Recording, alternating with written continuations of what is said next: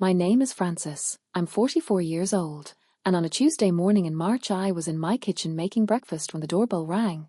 I opened the door and found a 48-year-old man I hadn't seen in 20 years and an attorney in a grey suit beside him. My older brother Thomas was back, older and thinner but unmistakably himself, with the same jaw and the same eyes he had inherited from our father. And before I could fully process what I was seeing, the attorney extended an envelope toward me and said it was a legal notification.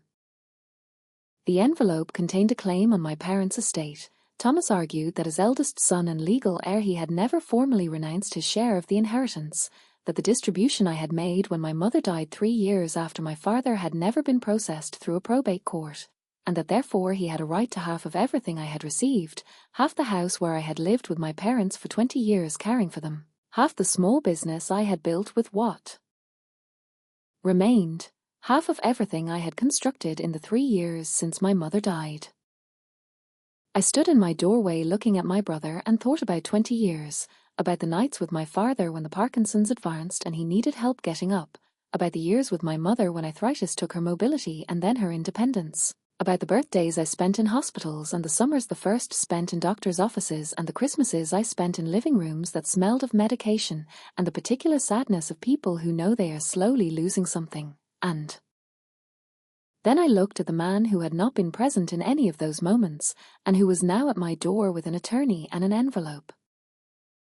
I told him to talk to my attorney, closed the door, and went to the kitchen to finish breakfast with completely still hands because there was something Thomas didn't know, something I myself hadn't known until I emptied my parents' house after my mother died and found the showbox at the bottom of the bedroom closet, the box my parents had kept for 20 years without telling me anything. The box that contained every letter Thomas had sent and the document that would change everything. If you ever built your entire life on what remained after everyone else left and then one of them came back to claim what they hadn't earned, subscribe to Unspoken Truth, because this story is about what happens when the brother who disappeared for 20 years discovers that his own written words are the only thing that matters in a courtroom, and it is just getting started. My full name is Frances Eleanor Marsh. I grew up in a small house in Providence, Rhode Island, daughter of Edmund and Vera Marsh. My father was a maintenance technician at a textile factory and my mother worked part-time at the neighborhood library. We were a family of modest but stable means, enough for a house of our own and a vacation a year and the particular dignity of people who don't have much but manage well what they have. Thomas was 4 years older than me. He had been the type of older son who organizes his identity around being the eldest, with everything that contained in our family, the higher expectations from my father, the more intense worry from my mother, the first seat in every family decision. Thomas had grown up knowing himself to be the center and had developed with that knowledge the particular impatience of people for whom the center is a right and not a responsibility. At 22, Thomas had a conflict with my father that I never fully understood. I was 18 and what reached my ears was fragmented and partial. There was an argument. There were words that couldn't be taken back, and on a Monday in November Thomas packed his things and left and didn't return. My parents said he needed time, that he'd come back when he calmed down, that it was complicated, and I filed it in the category of things adults handled in ways children never fully understood and continued with my 18-year-old life. The time Thomas needed turned out to be 20 years. The first time I understood that Thomas was not coming back in the way my mother wanted to believe he would was when my father had his first Parkinson's episode. I was 26, had been living in an apartment 15 minutes from my parents for 2 years because proximity had always been my natural mode and because the cheapest apartment I found in Providence happened to be 15 minutes from their house, which I interpreted as convenient and now understand as the only way I knew how to be who I was. I called Thomas at the number my mother had for him, which changed with a frequency that told me something about the kind of life he was living, and told him Dad was sick and we needed to talk about how to organize care. Thomas said he was sorry and that it was going to be difficult for him to come at that moment because he had commitments. He said commitments in the tone of someone who has built that word as a barrier and deploys it with the practice of someone who has used it many times. I told him I understood and hung up and went to my parents' house and began making the lists that people make when they are going to handle something alone. My father needed increasing care for 6 years, the first 3 manageable with daily visits and adjustments to his routine. the last 3 requiring almost constant presence. I moved into the family home in the 4th year when it became clear that daily visits weren't sufficient and that the alternative was a facility that neither my parents nor I wanted. I left my apartment. Left a relationship that didn't survive the transition, because not all relationships survive when a person has to completely reorganize their life around caring for someone, and settled into my old room with the efficiency of someone who has decided and doesn't need to keep deciding. Thomas called twice during the 6 years of my father's Parkinson's, once when my mother told him the situation was serious and once the week before my father died because my mother called him directly from the hospital. Thomas didn't come either time. The first time he said he couldn't travel at that moment. The second time he arrived 2 days after the funeral and spent 3 days in the house, during which he was gentle with my mother and polite with me, and left without offering anything concrete for what would come next. What would come next was that my mother, who had been sustained in part by my father's presence even when he needed more than he could give, began deteriorating after his death with the speed of someone who has been using another person as an anchor and suddenly finds herself without one. The arthritis she had managed for years intensified. Cardiovascular complications came. Came the years when the care I gave became more complex and more constant and more demanding in the ways that care becomes more demanding when the person you are caring for is approaching the end. Thomas called occasionally during the 4 years I cared for my mother after my father. Each call had the same structure: questions about how my mother was doing, absence of questions about how I was doing, and before hanging up a variation of "if you need anything let me know," which was the type of offer designed not to be accepted because both parties understand it is rhetorical. My mother died on a Sunday in September 3 years before Thomas appeared at my door.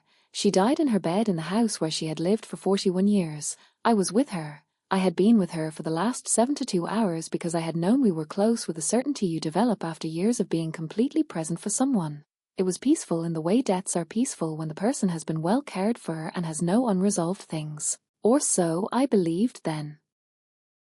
I emptied my parents' house 3 months after my mother died. I did it alone with the exception of 2 days when a friend came to help me move the heavier furniture. Thomas didn't offer to come, and I didn't ask him because I had learned years ago that asking produced rhetorical offers and that it was more efficient not to ask. The showbox was at the bottom of my parents' bedroom closet, under a wool blanket and behind a box of family photos. It was an ordinary cardboard box with nothing written outside. I took it out thinking it would be clothing or keepsakes and put it on the bed and opened it, and inside was a bundle of letters tied with a rubber band that had become brittle with the years. And under the letters a larger envelope sealed with adhesive tape that had written on it in my mother's handwriting, "Do not open. For Francis. When necessary." I sat on the edge of my parents' bed with the box in my lap and looked at the letters for a moment before opening them. They were from Thomas. I knew from the return address on the first envelope.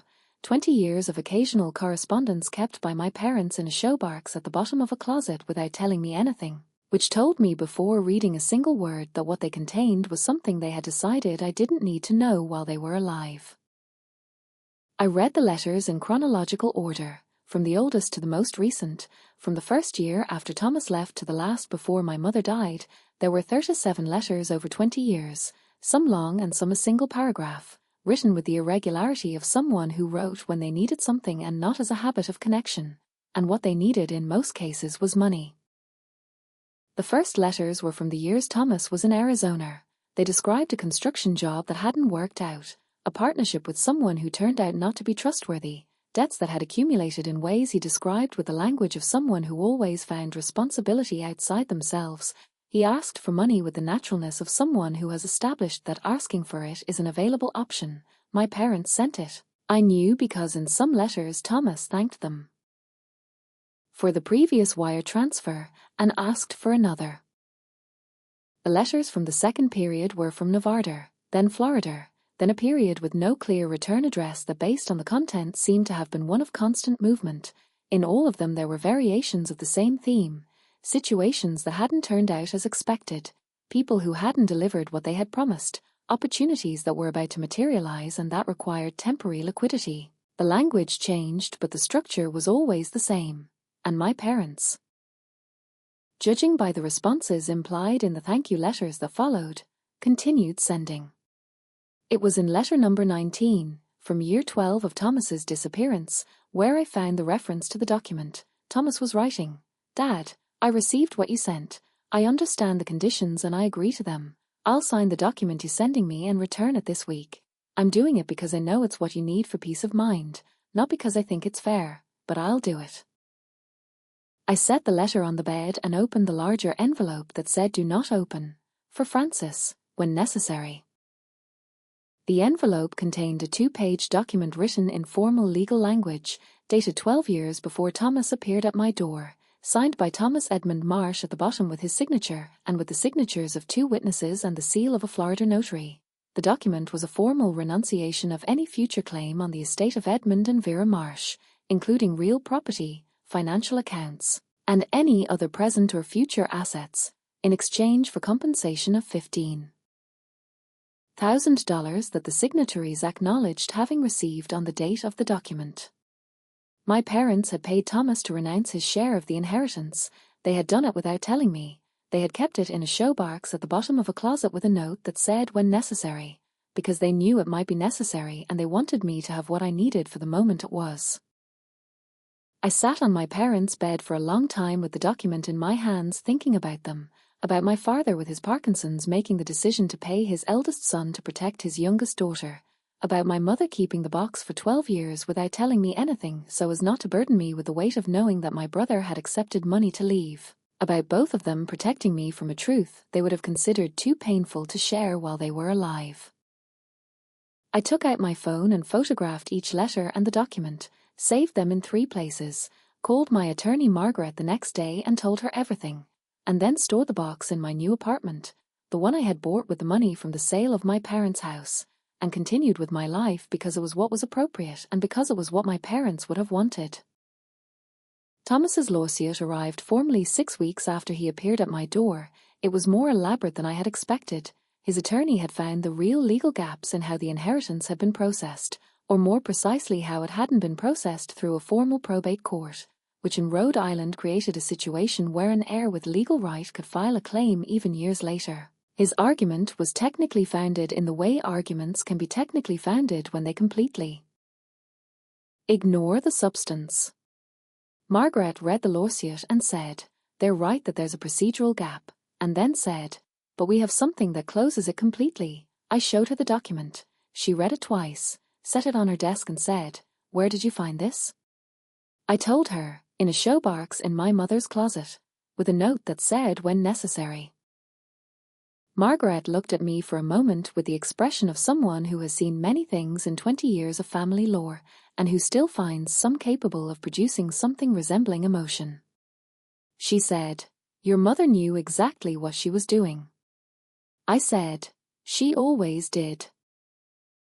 The process took for months. Thomas's attorney presented several arguments against the document's validity, that it had been signed under duress, that Thomas hadn't fully understood what he was signing, that the $15,000 compensation was inadequate for what constituted a permanent renunciation.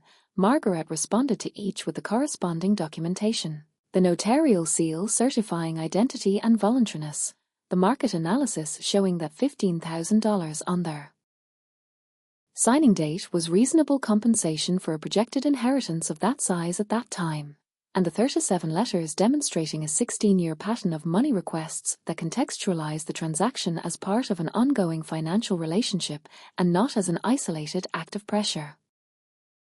The letters were the part of the process I didn't expect to be as it was. Thomas's attorney objected to their admission as evidence, and the judge admitted them anyway because they were relevant to establishing the context of the relationship between Thomas and his parents and the voluntary nature of the renunciation.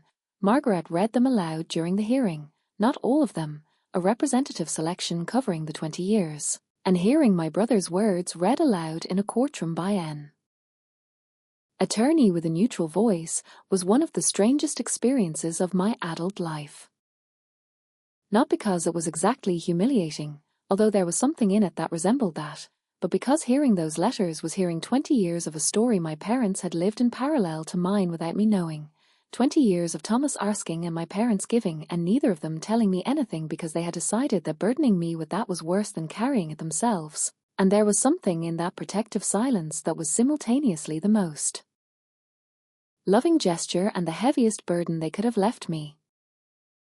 Thomas was in the room. I saw him listen to his own letters with the expression of someone who has fundamentally miscalculated something and is processing in real time the dimension of the error. His attorney was taking notes with the speed of someone looking for something that no longer exists. And I was sitting next to Margaret with my hands on the table thinking about a showbox under a wool blanket and my mother's handwriting saying when necessary. The judge dismissed Thomas's claim on all points. The renunciation document was valid, correctly executed, notarized, and adequately compensated by applicable standards. The claim had no legal basis. Thomas left the court with nothing and with the costs ruling that his attorney had warned him was possible if the case was as clear as it turned out to be. I didn't look at Thomas when we left the court, not because I wanted to punish him with my indifference, but because I had nothing to say to him that hadn't already been said in that room in a way more complete and more permanent than I could have said it in the parking lot. I walked with Margaret to her car, thanked her, and drove home. That night I opened the showbox I had stored in my apartment and looked at it for a while. 37 letters from a brother who had been alive for 20 years in another state asking my parents for money while I believed he was perhaps dead or perhaps simply gone in the way people disappear when life takes them to places they don't share with anyone. And a document signed with a Florida notary seal that my parents had kept for 12 years as the kind of insurance you buy hoping never to need. I put the letters and the document back in the box, wrapped the box in the wool blanket I had found it in, and put it at the bottom of my new closet, not because I was going to need it again, but because it was part of my parents' story, and my parents' story is part of mine, and the stories of the people we love deserve to be kept even if we don't need to reread them. Thomas didn't contact me again after the court, which was consistent with the pattern of a man who appeared when he needed something and disappeared when he didn't get it. I don't know where he is now, and I have no plans to find out. Not with resentment, but with a particular equanimity of someone who has processed something completely and put it in the place it belongs, which is the past. What I do think about sometimes is my parents, about the decision they made 12 years ago to sit down and write to Thomas and pay him $15,000 that for them wasn't a small amount and get him to sign a document they kept in a showbox under a blanket with a note for me.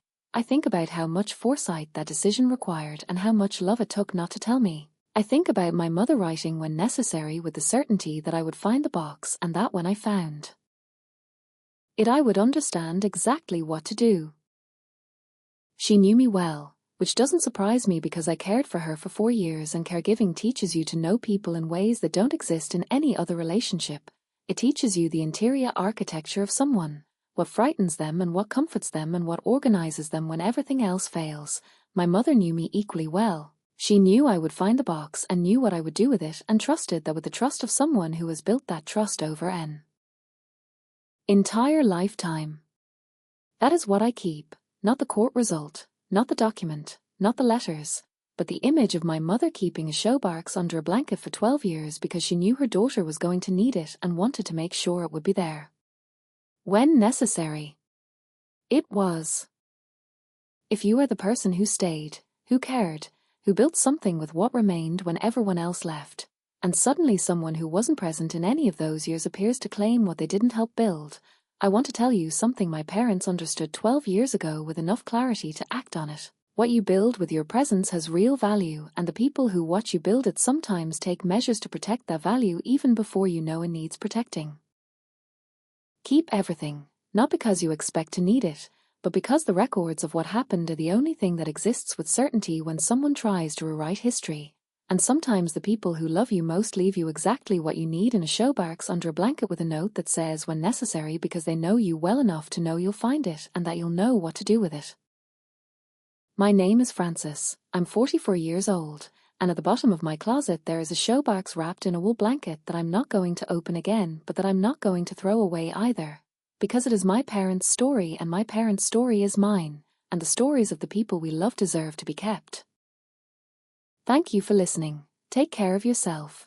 And if no one has told you lately that the people who know you well sometimes protect you in silence in ways you don't discover until you need them, I'm telling you now.